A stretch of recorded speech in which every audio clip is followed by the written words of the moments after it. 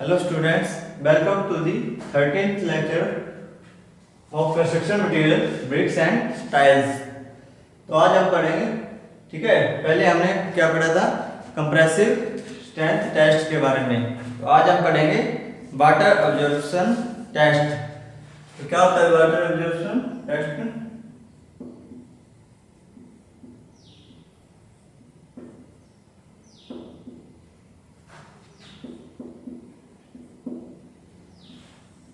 तो ये कैसे चेक करते हैं? तो जो ये टेस्ट है, तो ये ठीक है, तो ये जो ब्रिक्स है कितना पानी सोख लेती है, तो उसको टेस्टिंग करने के लिए, ठीक है, कितने पानी की हमें जरूरत पड़ती है, ठीक है, तो उसको टाइल्स या ब्रिक्स को बनाने के लिए, तो वो वाटर अब्जॉर्प्शन टेस्ट में पता चल जाता है, ठीक है। नंबर 1, टेक 5 bricks randomly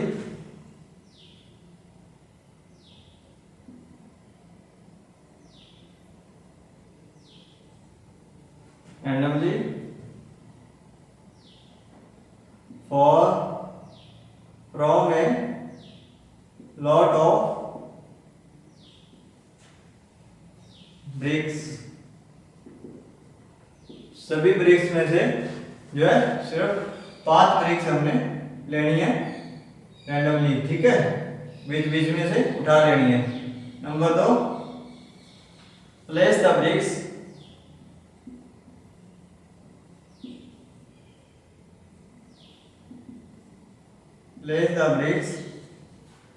इन ventilated oven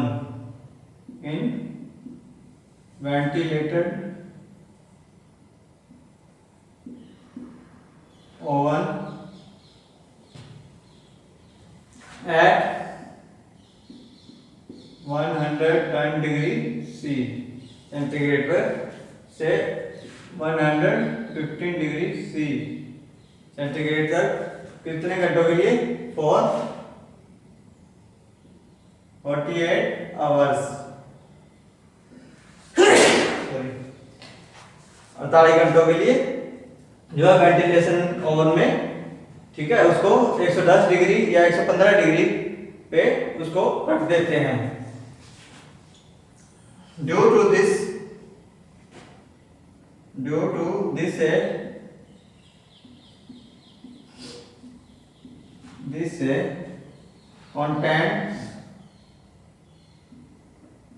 contact weight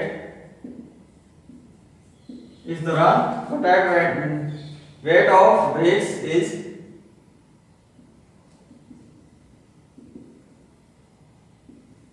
obtained। तो उसका जो है कंटेंट या उसका जो एक्चुअल वेट जो है ब्रिक्स का जो 10 ले लिया जाता है। Number 3, then allow the BRICS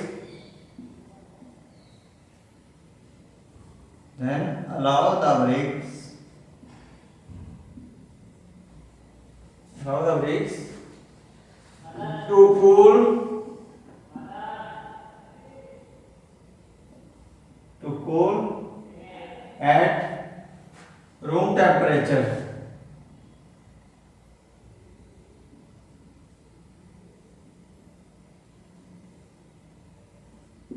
और इन ब्रिक्स को जो है रूम टेम्परेचर में ही उनको ठंडा होने के लिए रख दिया जाता है, ठीक है। Number 5, then these bricks are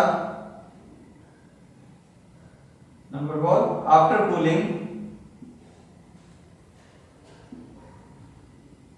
ठीक है, after cooling the bricks are wait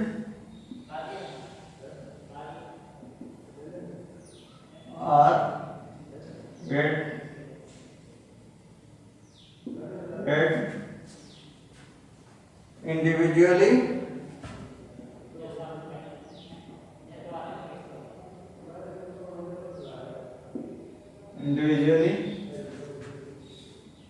let the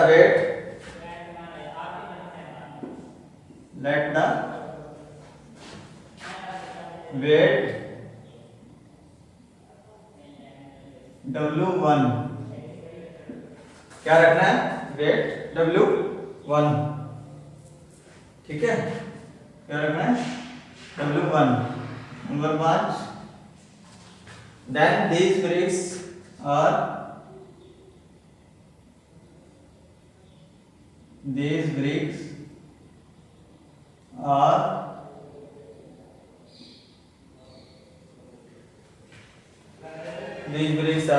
immersed completely in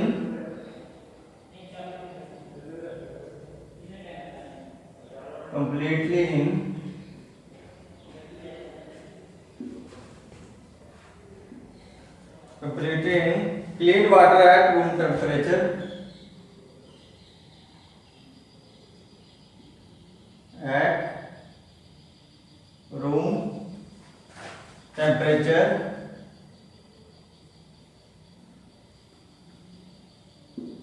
room temperature between 15 degree से between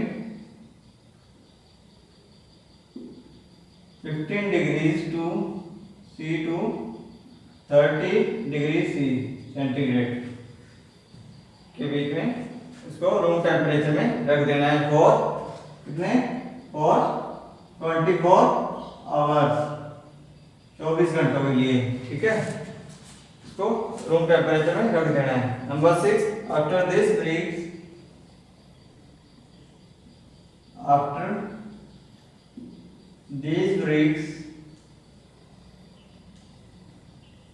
after these bricks are wetted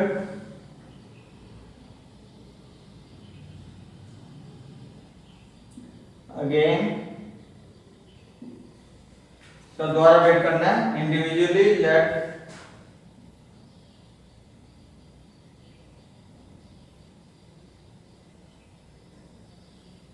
let the weight at this stage, let the weight at this stage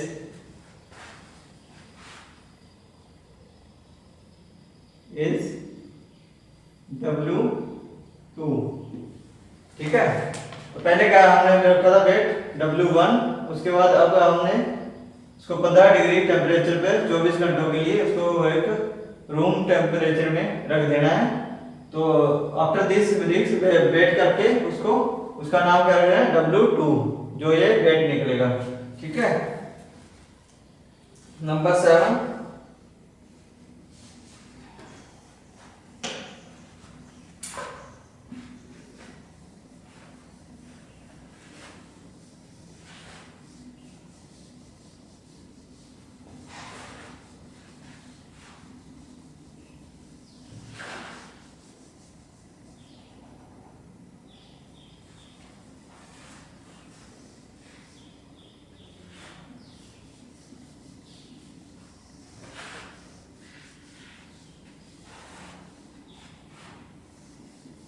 ठीक है।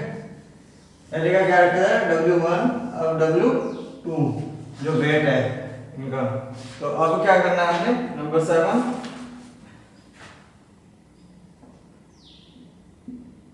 The water absorption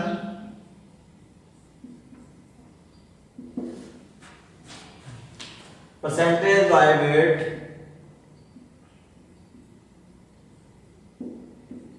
percentage by weight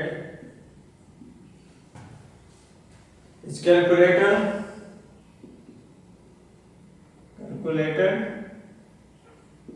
as follow, ठीक है। तो नीचे दिए अनुसार water absorption की परसेंटेज जो है निकाल दी जाती है। कैसे निकालते हैं अभी, वाटर अब्जॉर्प्शन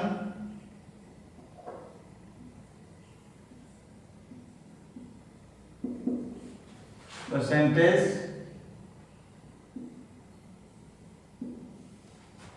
बाय वेट, ठीक है। वेट के द्वारा कितनी आएगी, weight of absorbed water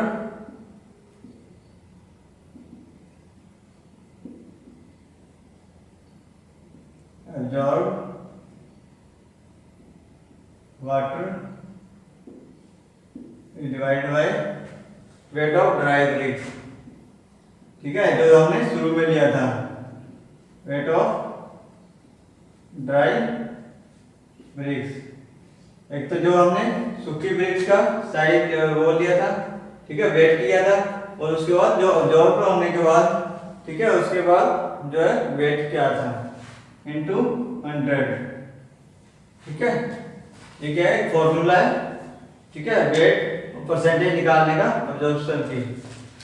ठीक है, या फिर इसी को हम लिख सकते हैं वाटर अब्जॉर्प्शन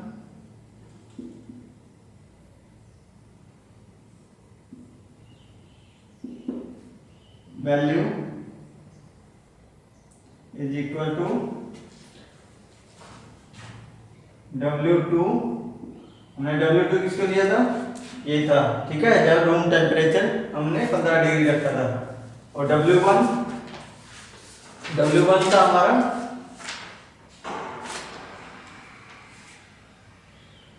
W1 जो हमने 110 डिग्री टेम्परेचर पे रख के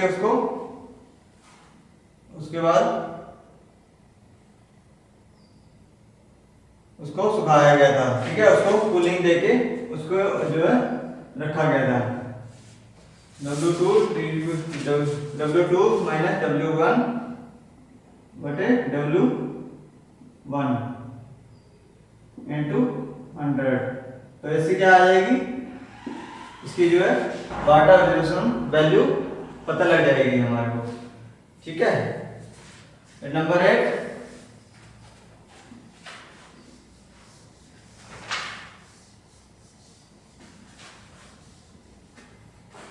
इसको क्या करना है, कैलकुलेट करना है। ठीक है, number 8,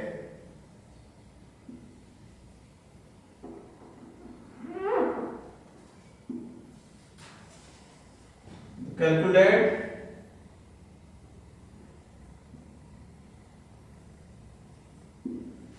calculation in step 7 is done. ठीक है, ये 7 स्टेप जो है इसको जो है कैलकुलेट करना है for individual BRICS,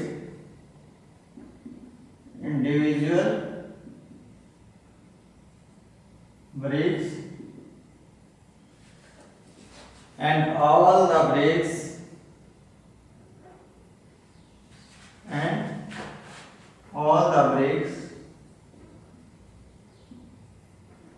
are checked। ठीक है, सभी ब्रिक्स को जो है चेक कर लेना है। ठीक है, number 9, the arithmetic means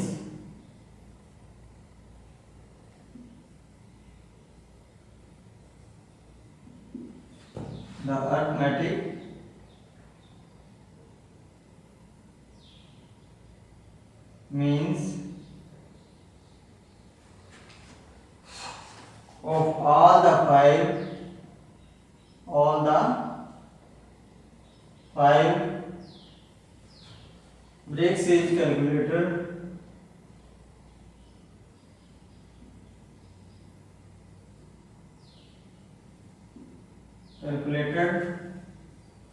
and the result is recorded। उसके बाद क्या करना है, रिजल्ट को रिकॉर्ड कर लेना है। ठीक है, number 10, water absorption percentage by weight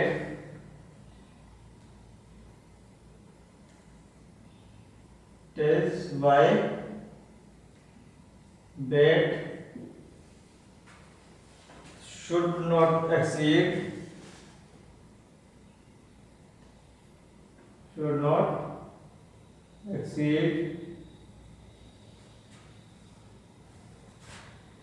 by 20% for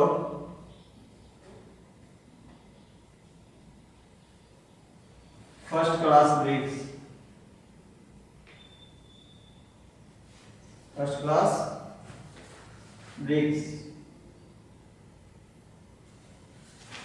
ठीक है, तो ये क्या था, वाटर अब्जॉर्प्शन टेस्ट। तो इसमें क्या था, हमने स्टार्टिंग में क्या किया था हमने, तो 5 जो ब्रिक्स हैं वो रैंडमली ले ली गई थी। ठीक है, उनको जो है वेंटिलेशन ओवन में जो है सुखाने के लिए उसमें 110 डिग्री 115 डिग्री टेम्परेचर के अंदर रख दिया गया था 24 घंटों के लिए। ठीक है, 24 आवर्स या 48 आवर्स के लिए। ठीक है, देन अलाउ द ब्रिक्स, उसके बाद जो है एक रूम टेम्परेचर में जिसका जो है रख दिया गया था। ठीक है, उसको कूलिंग के लिए, कूलिंग करने के बाद ठीक है उसका जो है वेट किया गया था, उसको जो नाम दे दिया गया था W1। जो रूम टेम्परेचर में कूलिंग के बाद जो वेट दिया गया था उसको नाम दिया गया था W1। ठीक है, उसके बाद देन द ब्रिक्स रिवर्स, फिर उसको जो है डुबो दिया गया था एक क्लीन वाटर में। ठीक है, साफ पानी के अंदर उसको जो है भिगो दिया गया था। ठीक है, और उसको रख दिया गया था रूम टेम्परेचर में 15 से 30 डिग्री के अंदर, वो भी 24 आवर्स के लिए। ठीक है, और उसके बाद फिर उसका जो है वेट किया गया था। ठीक है, उसको निकाल के उसको सुखाने के बाद उसके बाद 24 आवर्स के बाद उसका वेट किया गया था, उसका नाम क्या लिखा था W2। ठीक है, या वाटर अब्जॉर्ब वाटर। ठीक है, W2 रखा गया था उसका नाम। ठीक है, उसके बाद क्या किया हमने, उसकी परसेंटेज निकालने के लिए हमने ये फॉर्मूला लगा दिया है ना। ठीक है, उसको कैलकुलेट करने के लिए, तो W2 माइनस W1 बटे W1 इनटू 100। तो इसको कैलकुलेट करके तो जो भी हमारी कैलकुलेशन आई थी, ठीक है, इस स्टेप में जो भी हमारी कैलकुलेशन आई थी उसको उसके बाद उन ब्रिक्स को चेक किया गया था। ठीक है, तो वो जो arithmetic means of 5 bricks calculated and result are recorded, उसको फिर रिकॉर्ड कर दिया जाता है। ठीक है, कॉपी के अंदर या कहीं पे भी। ठीक है, तो जो वाटर अब्जॉर्प्शन परसेंटेज है तो वो क्या नहीं होनी चाहिए, 20% ऑफ फर्स्ट क्लास ब्रिक्स। ठीक है, फर्स्ट क्लास ब्रिक्स की जो परसेंटेज के हिसाब से उससे अधिक नहीं होनी चाहिए। ठीक है, तो ये था हमारा वाटर अब्जॉर्प्शन टेस्ट। तो नेक्स्ट आएगा हमारा डायमेंशन टॉलरेंस टेस्ट। ठीक है, तो इसमें भी इतनी हमने टॉलरेंस रख ली है जो है ब्रिक्स के अंदर, तो वो हमारा आएगा डायमेंशन टॉलरेंस टेस्ट के अंदर।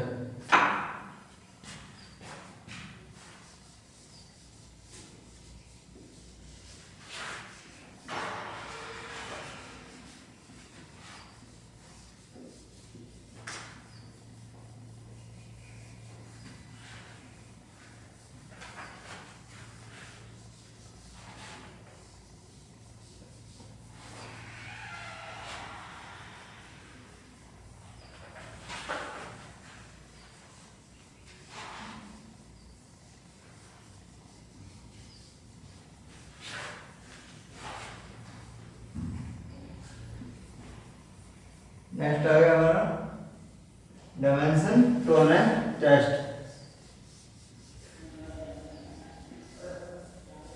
तो उसकी जो टॉलरेंस रखी जाती है प्लस माइनस कितनी रखनी है वो इसमें कैलकुलेट की जाएगी। ठीक है, डायमेंशन टॉलरेंस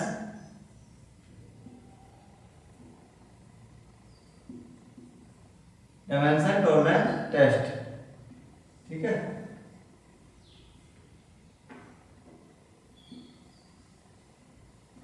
तो ये क्या है, in this the standard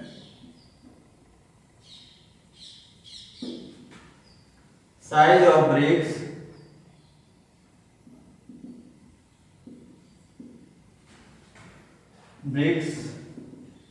is tested. Step are as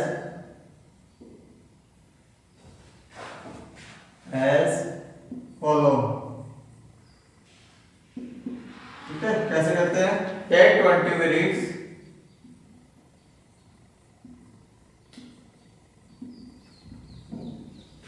bricks randomly from a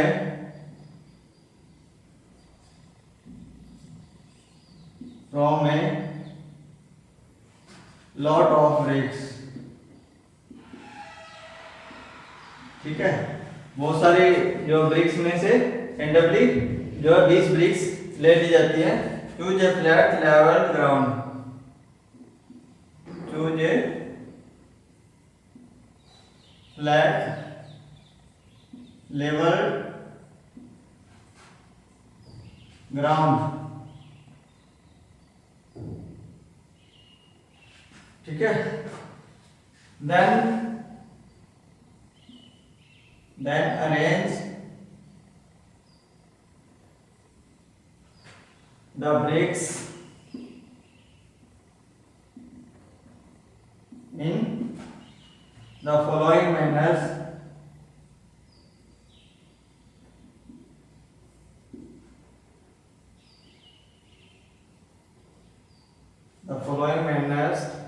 Such that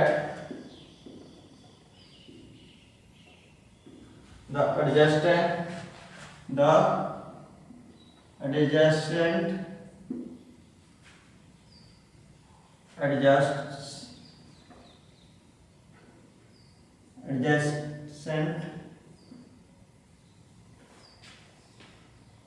surface touch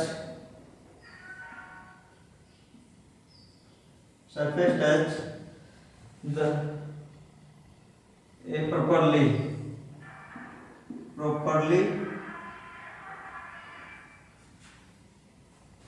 कैसे? Number A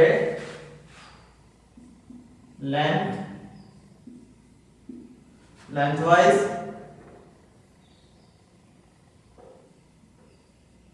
number 2 widthwise, number B widthwise, number C हाइटवाइज.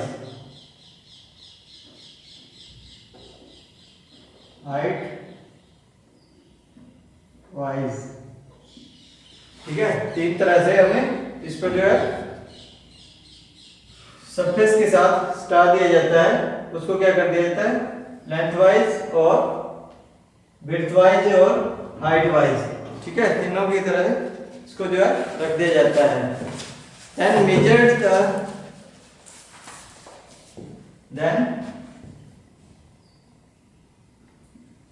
measure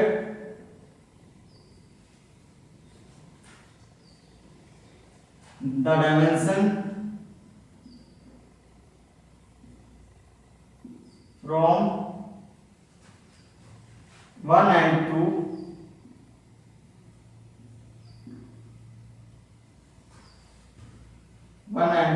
2 other end and noted. को note कर दिया जाता है. The dimension should be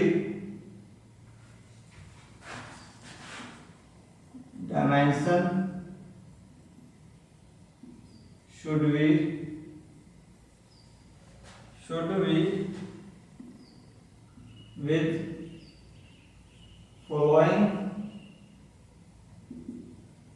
order. ठीक है, जो dimension है वो कैसे होनी चाहिए? ठीक है, क्लास ए ब्रिक्स में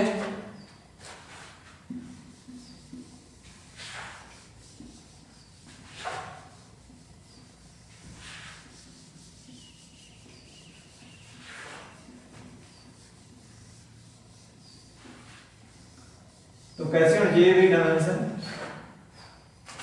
क्लास ए ब्रिक्स में।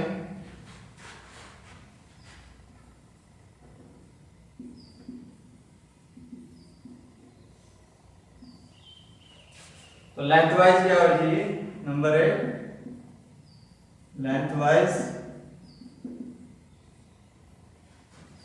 Equal to 368 to 392 metre centimetre sorry, ठीक है।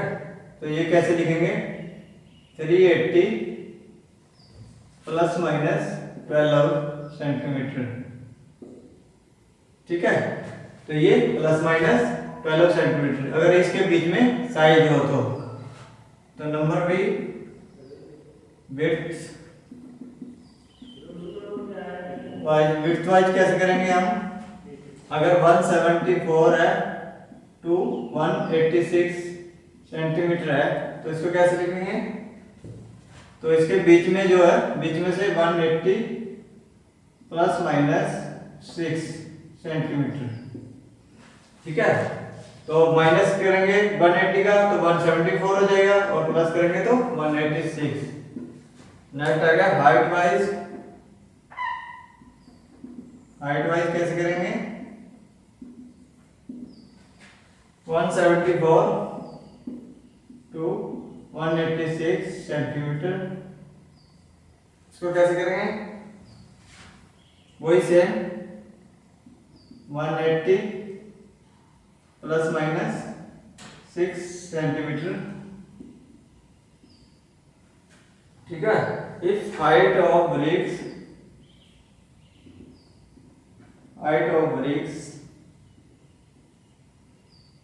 is 9 सेंटीमीटर,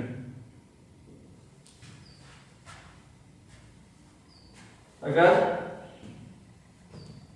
तो 77 टू 83 सेंटीमीटर, ये 80 plus minus 3 centimetre. If height of BRICS कितनी होगी भाई, इज 4 सेंटीमीटर, ठीक है। तो ऐसे ही क्लास बी में कैसे करेंगे हम, ठीक है। आज के लिए इतना ही, तो नेक्स्ट हम करेंगे फ्लोरेंस टेस्ट के बारे में, ठीक है। बहुत बहुत धन्यवाद।